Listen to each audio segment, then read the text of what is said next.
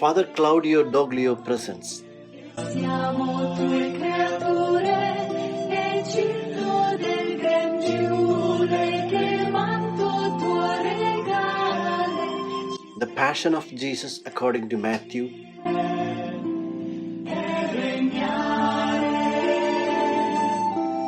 Part 2. I will dine with you.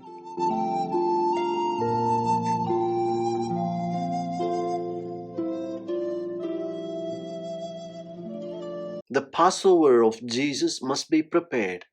The disciples, on the eve of the feast of the unleavened bread, came to Jesus and asked him, "Where do you want us to prepare so that you may eat the Passover?" It's a technical expression.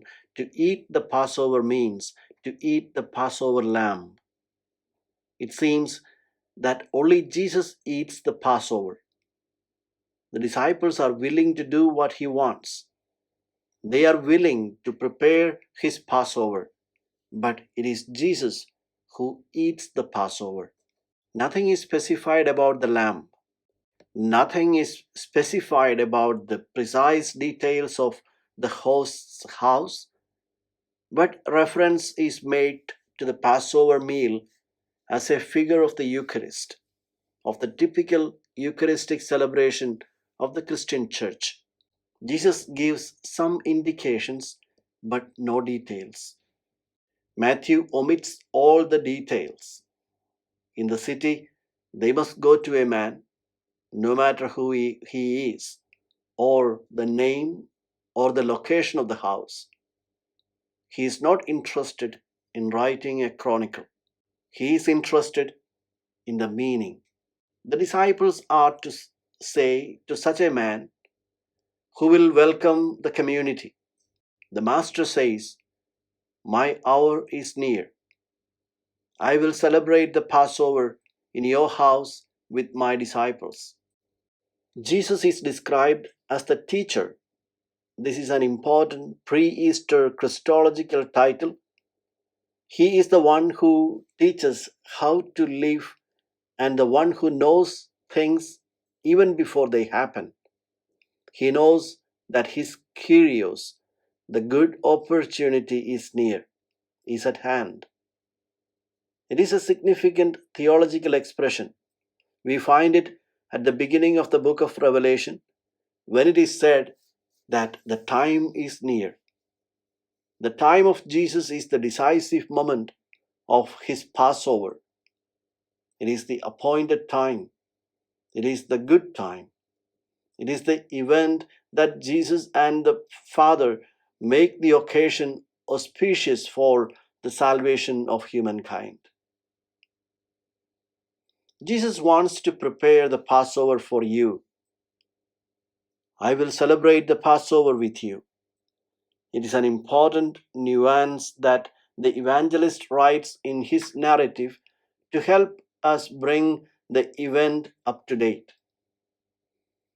The teacher speaks to you. He wants to keep the Passover in your house. That man is you.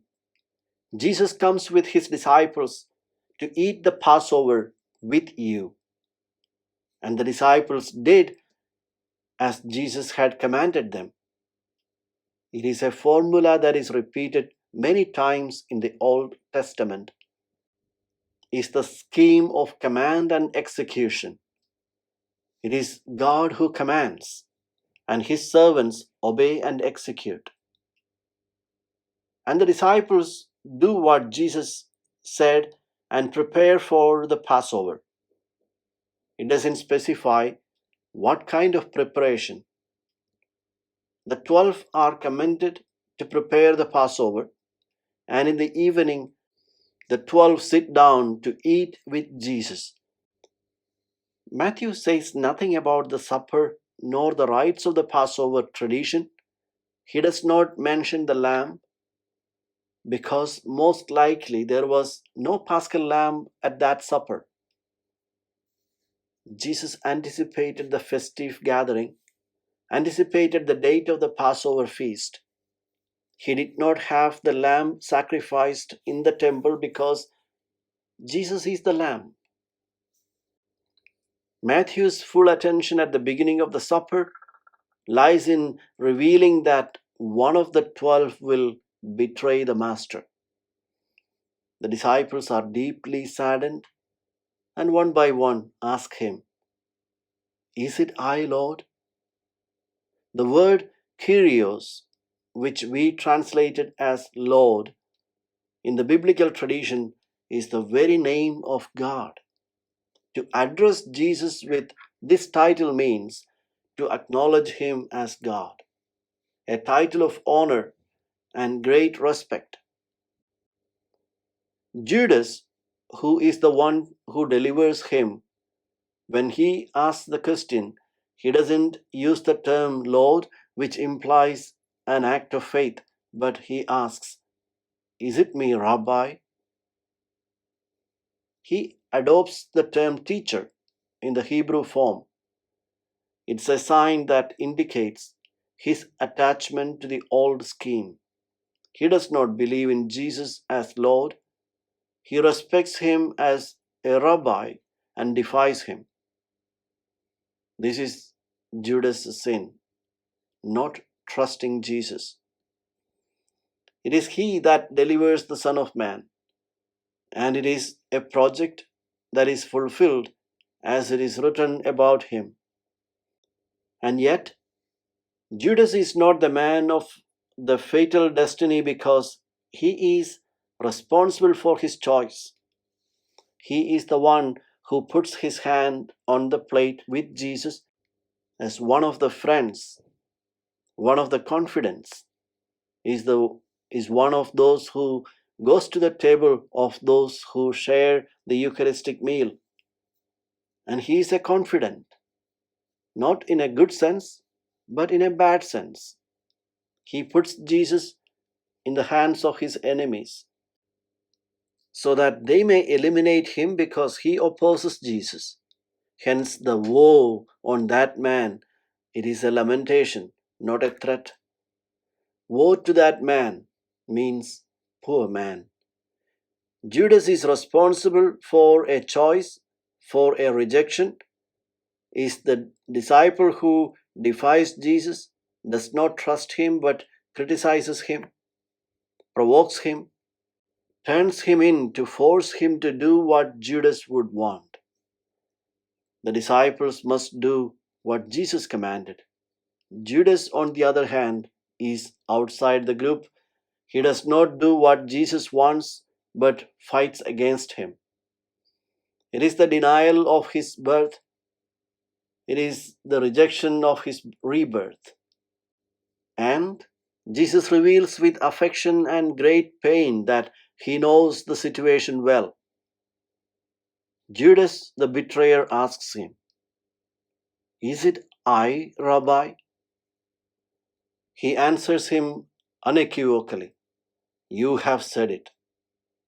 I know it is you, but I do not oppose you.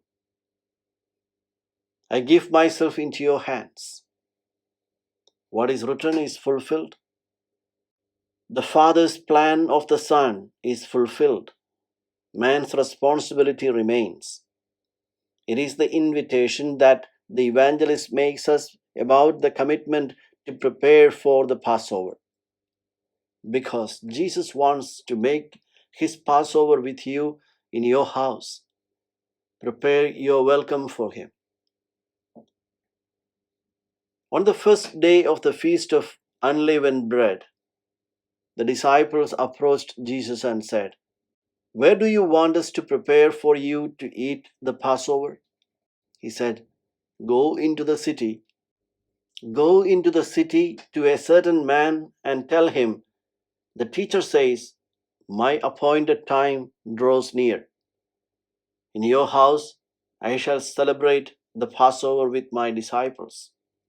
The disciples then did as Jesus had ordered and prepared the Passover. When it was evening, he reclined at the table with the 12. And while they were eating, he said, "Amen, I say to you, one of you will betray me. Deeply distressed at this, they began to say to him, one after another, "Surely it is not I, Lord." He said in reply, "He who has dipped his hand into the dish with me is the one who will betray me. The Son of Man indeed goes as it is written of him. But woe to that man by whom the Son of Man is betrayed. It would be better for that man if he had never been born." Then Judas, his betrayer, said in reply, "Surely it is not I, Rabbi."